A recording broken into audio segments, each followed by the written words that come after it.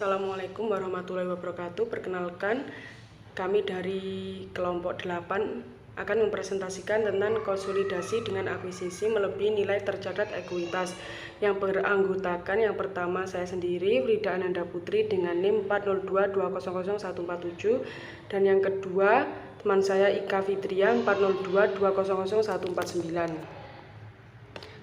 Karakteristik konsolidasi dengan akuisisi melebihi nilai tercatat.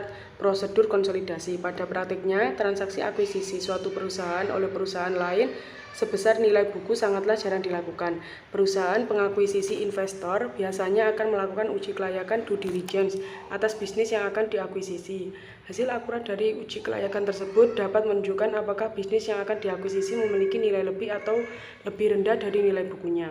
Faktor-faktor yang dapat mempengaruhi proses penilaian kelayakan bisnis saat proses kombinasi bisnis antara lain prospek bisnis perusahaan yang akan diakuisisi terutama dalam menciptakan penghasilan tambahan bagi perusahaan pengakuisisi, kondisi industri secara umum, nilai strategi bisnis, kualitas manajemen, dan tentunya nilai wajar dari aset maupun liabilitas yang akan dilaporkan oleh perusahaan yang akan diakuisisi. Diferensial. Berdasarkan PSAK 22 revisi 2010, diferensial harus dialokasikan pada aset teridentifikasi yang diperoleh dan atau liabilitas yang diambil alih yang dianggap menyebabkan nilai wajar dari entitas anak yang dikonsolidasikan melebihi nilai bukunya atau dialokasikan sebagai goodwill. Aset teridentifikasi liabilitas diambil alih disebabkan adanya perbedaan nilai tercatat atau nilai buku dengan nilai wajar aset atau liabilitas. PSAK 22 2010 aset dan liabilitas haruslah memenuhi definisi aset dan liabilitas menurut kerangka dasar penyusunan penyajian laporan keuangan pada tanggal akuisisi serta merupakan bagian yang dipertukarkan dalam proses akuisisi. PSAK 22 2010 untuk memunculkan suatu aset atau liabilitas baru yang sebelumnya tidak diakui oleh pihak yang diakuisisi. Pengklasifikasikan dengan penentuan aset teridentifikasi dan liabilitas yang diambil alih perlu didasarkan pada hal-hal. Yang pertama, persyaratan kontraktual, kondisi ekonomi, kebijakan operasional dan akuntansi, dan yang terakhir kondisi lain pada tanggal terjadinya akuisisi. Perusahaan yang melakukan akuisisi mengukur aset teridentifikasi yang diperoleh dan liabilitas yang diambil alih dengan nilai wajar pada tanggal akuisisi kecuali untuk komponen-komponen berikut ini.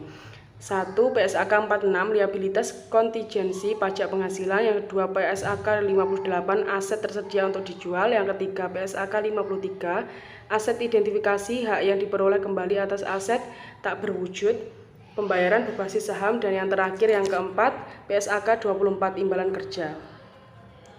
Goodwill. Goodwill mencerminkan pandangan investor atas potensi atau nilai lebih yang dimiliki investe sehingga pihak pengakuisisi mau membayar lebih atas nilai bersih aset yang dimiliki pihak diakuisisi. Goodwill tidak dapat diamortisasikan tetapi merupakan subjek atas penurunan nilai menurut ketentuan PSAK 48. Penurunan nilai terjadi ketika nilai tercatat lebih tinggi dari nilai yang dapat diperoleh kembali. Imbalan plus kepentingan non pengendali plus nilai wajar kepemilikan sebelumnya. Itu jumlah neto aset teridentifikasi dan liabilitas diambil sama dengan goodwill. Pembelian diskon, goodwill negatif, akuisisi dengan konsiderasi nilai wajar yang dikeluarkan oleh investor lebih rendah dibandingkan nilai wajar dari seluruh aset bersih yang dimiliki investe. PSAK 22 revisi 2010 mengindikasikan bahwa investor harus mengakui keuntungan yang dihasilkan dari pembelian dengan diskon melalui laba atau rugi pada tanggal akuisisi. Sebelum mengakui keuntungan perlu diperhatikan apakah investor telah mengidentifikasi secara tepat dan menyeluruh. Sekian presentasi dari saya. Presentasi selanjutnya akan diteruskan oleh teman saya, Ika. Lanjutkan presentasi dari Saudara Frida. Yang materi selanjutnya ada akuisisi dengan kepemilikan penuh. A. Konsolidasi sesaat setelah akuisisi.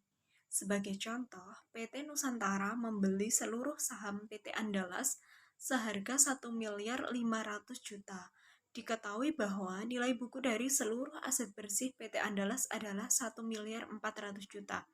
terdapat diferensial akuisisi sebesar 300 juta yang dialokasikan kepada goodwill sebesar 100 juta dan aset teridentifikasi lainnya sebesar 200 juta. Lalu di samping ada laporan posisi keuangan PT Nusantara dan PT Andalas per 1 Januari 2015 yang memiliki nilai buku dan juga nilai wajar. PT Nusantara akan mencatat akuisisi PT Andalas pada bukunya sebagai berikut. Ketika PT Nusantara mencatat pembelian saham PT Andalas, maka jurnalnya debit investasi pada PT Andalas 1.500.000.000, kredit kas 1.500.000.000. Kemudian ketika PT Nusantara mengeliminasi ekuitas entitas, maka jurnalnya debit saham biasa PT Andalas 800 juta, saldo laba 400 juta, diferensial 300 juta pada kredit investasi pada PT Andalas 1.500.000.000. Kemudian jika PT Nusantara mengeliminasi pengalokasian diferensial, maka jurnalnya debit persediaan 50 juta, tanah 210 juta, goodwill 100 juta, kredit diferensial 300 juta, bangunan dan peralatan 60 juta. Konsolidasi sesaat setelah akuisisi. Perbedaan dalam kasus ini yaitu nilai investasi awal yang lebih tinggi. Dengan informasi yang sama dengan ilustrasi sebelumnya, diketahui bahwa selama tahun berjalan, PT Nusantara membagikan dividen sebesar 300 juta, sedangkan PT Andalas membagikan dividen sebesar 50 juta. Selain itu, PT Andalas melaporkan perolehan laba bersih sebesar 200 juta dan mengakui penghapusan diferensial yang terjadi selama periode berjalan. PT Nusantara sebagai entitas yang memiliki PT Andalas akan mencatat transaksi yang terjadi sebagai berikut. Ketika mencatat penerimaan dividen dari PT Andalas, maka jurnalnya debit kas 50 juta pada kredit investasi pada PT Andalas 50 juta. Mencatat pengakuan penghasilan dari PT Andalas, jurnalnya debit investasi pada PT Andalas 200 juta pada kredit bagian laba atas PT Andalas 200 juta. Kemudian ketika mencatat penyesuaian diferensial terkait persediaan yang terjual, maka jurnalnya debit bagian laba atas PT Andalas 50 juta pada investasi pada PT Andalas 50 juta.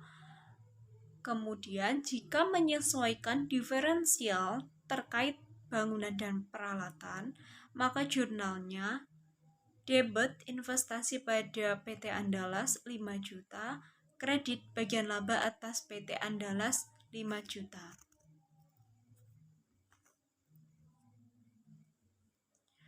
Perhitungan kepemilikan PT Nusantara atas PT Andalas telah disajikan seperti pada tabel yang telah tertera, yang terdiri dari saldo yang pada 1 Januari 2015, laba bersih, dividen, penyesuaian, dan kemudian ada juga saldo akhir. Dan mendapatkan penambahan maupun pengurangan melalui modal, saham, tanah, persediaan bangunan, dan akumulasi serta goodwill.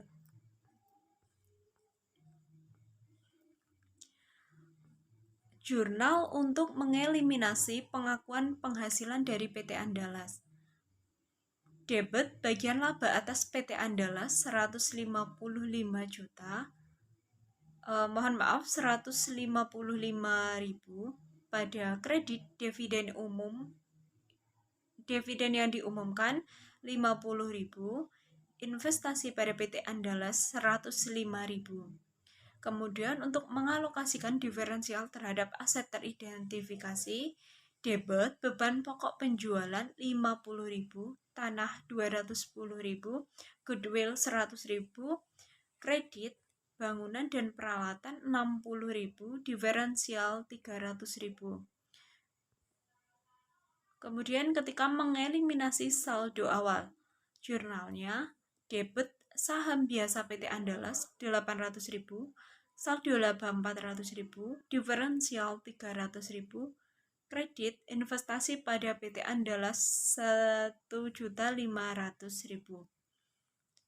Kemudian untuk pengakuan beban penyusutan aset teridentifikasi, maka jurnalnya debit akumulasi penyusutan bangunan peralatan 5.000 pada kredit debit beban penyusutan 5.000.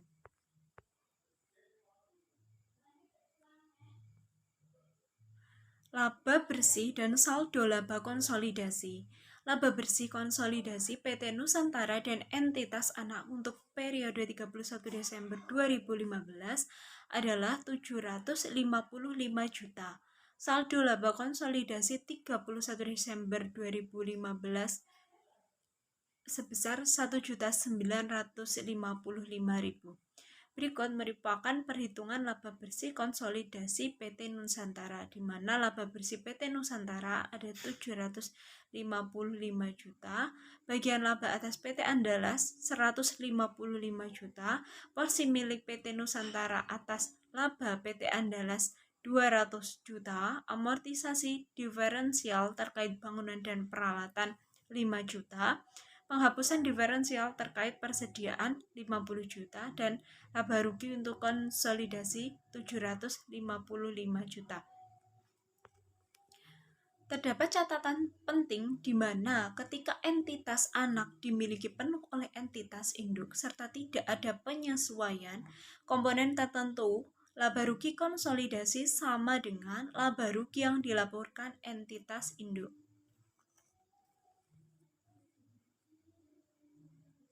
Konsolidasi pada periode setelah terjadi akuisisi. Beberapa hal yang harus diperhatikan ketika menyiapkan laporan keuangan konsolidasi untuk anak yang diakuisisi, tidak pada nilai tercatatnya akan menimbulkan diferensial yang perlu dialokasikan terhadap aset yang diperoleh, liabilitas diambil alih, atau goodwill. PT Nusantara melaporkan laba bersih 1 miliar, membagikan dividen 400 juta, sedangkan PT Andalas melaporkan laba bersih 200 juta dan membagikan dividen 100 juta. PT Nusantara telah melakukan upaya penilaian untuk menentukan terjadinya penurunan nilai atas investasinya pada PT Andalas. Hasil evaluasi menunjukkan bahwa nilai wajar PT Andalas lebih rendah 25 juta. Selain itu, PT Nusantara mengakui amortisasi atas diferensial terkait bangunan dan peralatan sebesar 5 juta.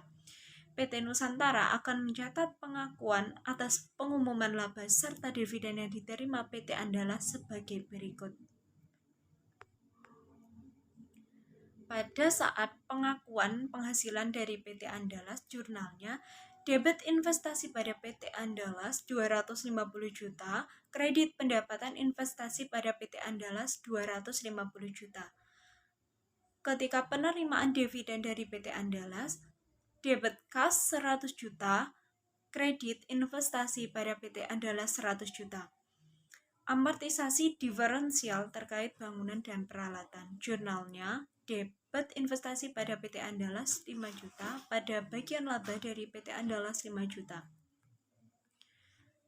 Ketika terjadi penerimaan dividen dari PT Andalas, maka jurnalnya debit bagian laba dari PT Andalas 25 juta, kredit investasi pada PT Andalas 25 juta.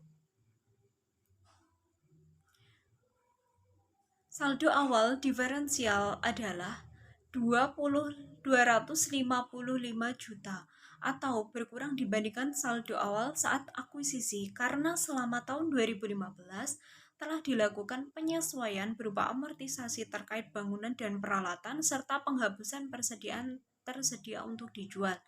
Jurnal eliminasi yang perlu dibuat oleh PT Nusantara sebagai perusahaan induk adalah ketika pengakuan penghasilan dan dividen dari PT Andalas, maka jurnalnya debit bagian laba atas PT Andalas 230 juta, Kemudian kreditnya dividen yang diumumkan atau investasi pada PT Andalas sebesar 230 juta.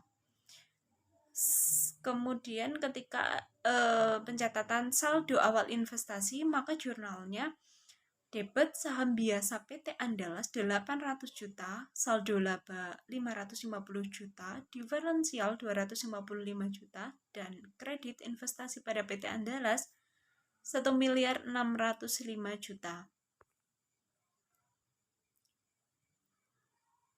Jurnal untuk mencatat pengalokasian diferensial terhadap aset teridentifikasi, yaitu debit tanah 210 juta, goodwill 100 juta, akumulasi penyusutan bangunan peralatan 5 juta, pada kredit bangunan dan peralatan 60 juta, diferensial 255 juta.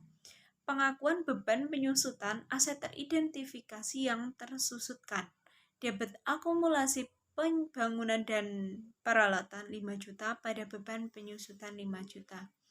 Serta ada pengakuan penurunan nilai goodwill dengan jurnal debit kerugian penurunan nilai 25 juta pada goodwill 25 juta. Demikian presentasi yang dapat kami sampaikan. Apabila ada kurang lebihnya, kami mohon maaf yang sebesar-besarnya. Akhir kata, wassalamualaikum warahmatullahi wabarakatuh.